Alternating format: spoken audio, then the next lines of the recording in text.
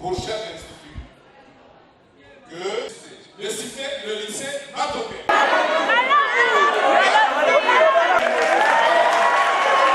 N'est-ce pas? Oui. Je vais demander.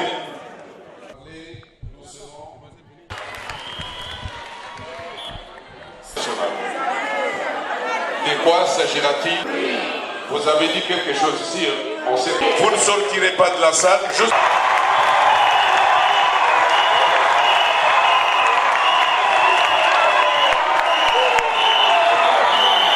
Comment s'appelle la deuxième institution de notre pays? Le Parlement. Voilà. Qui a répondu? Très bien. Alors, je voudrais d'abord vous féliciter, vous remercier aussi en même temps pour la convivialité et le calme qui règne parmi nous. Donc, j'espère que nos échanges vont se passer en toute convivialité et nous allons nous mettre d'accord sur bon nombre de choses ici. N'est-ce pas? C'est dommage que vous soyez venus ici. En ce moment, vous devriez être à l'école en train d'étudier. Et c'est aussi dommage que vous soyez des victimes d'une mésentente entre le parent, entre le gouvernement congolais et vos enseignants.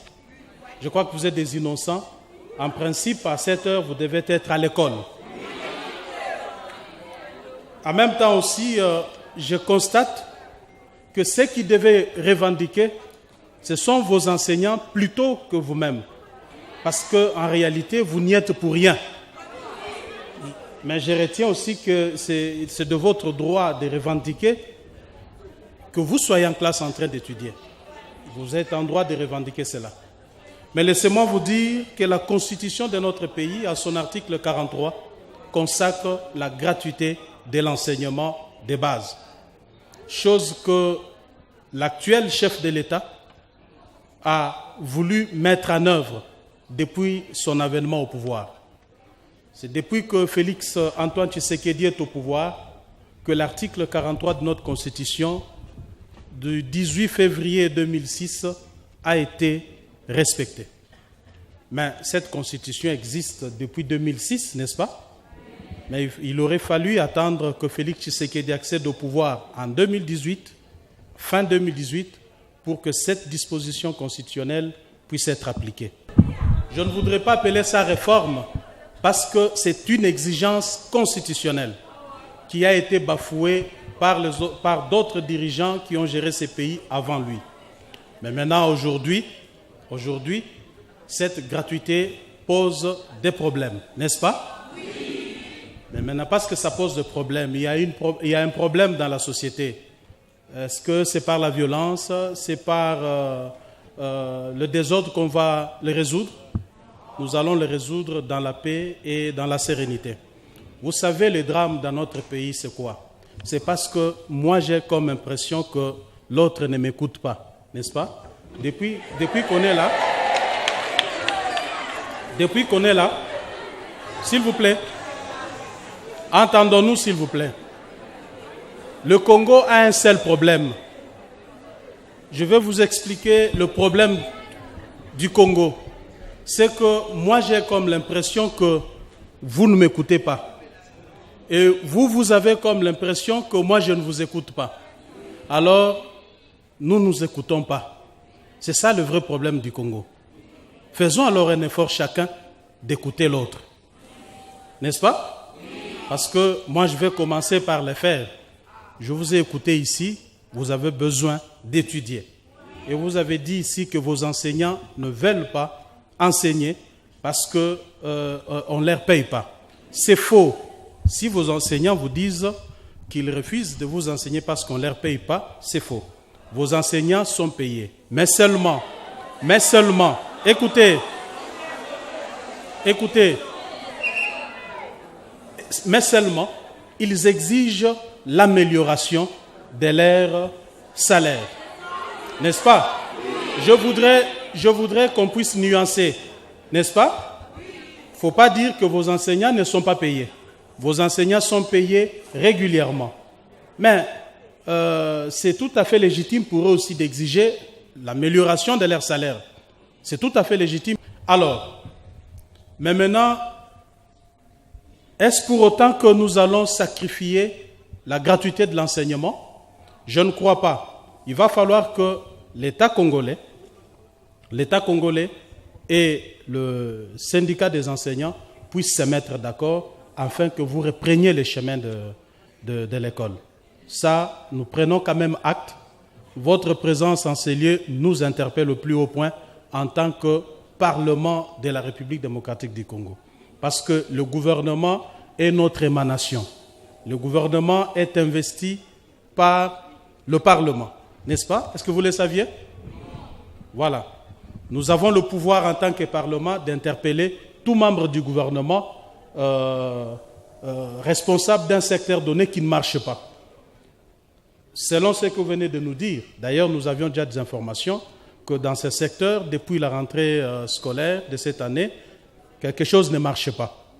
Mais en même temps aussi, je voudrais rappeler ici que votre place n'est pas dans la rue.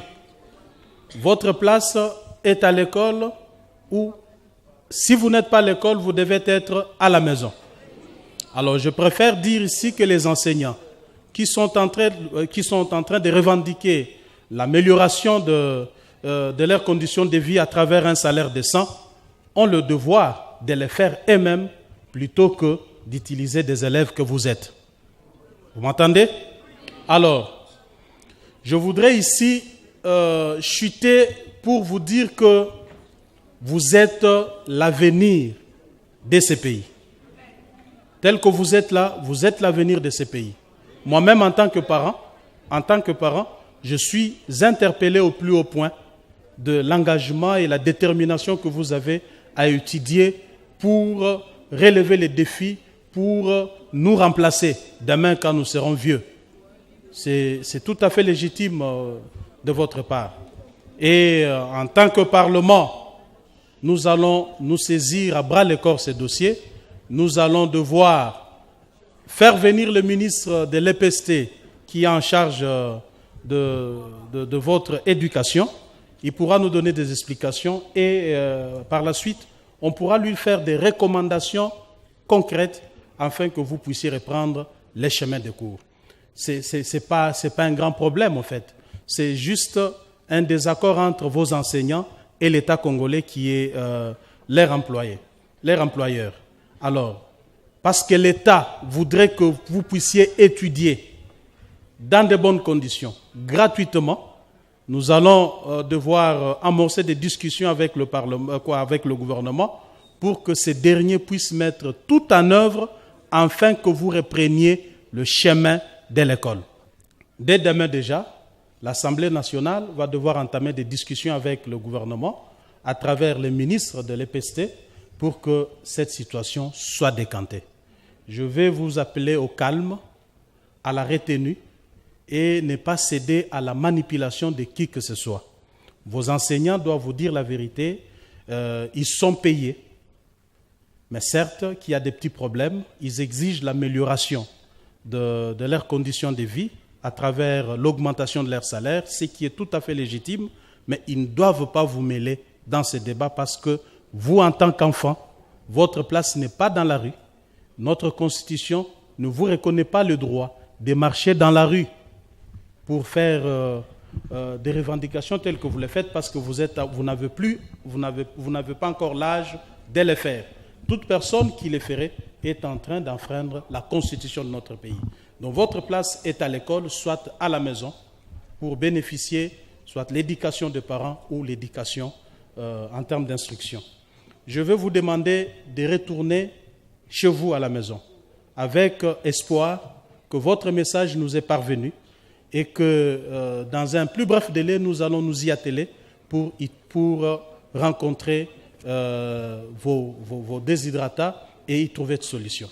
C'est pourquoi nous voulons étudier pour à l'avenir, nous soyons, par exemple, ministre, député ou autre. Merci. Sur ce que le vice-président de l'Assemblée nationale a dit, M. Jean-Marc Aboundi, ce que moi je retenu, c'est qu'il nous a dit de rentrer à la maison de ne plus comment on appelle, se revendiquer par rapport à ce qui concerne l'enseignement, car eux-mêmes ont pris l'engagement de poursuivre cela.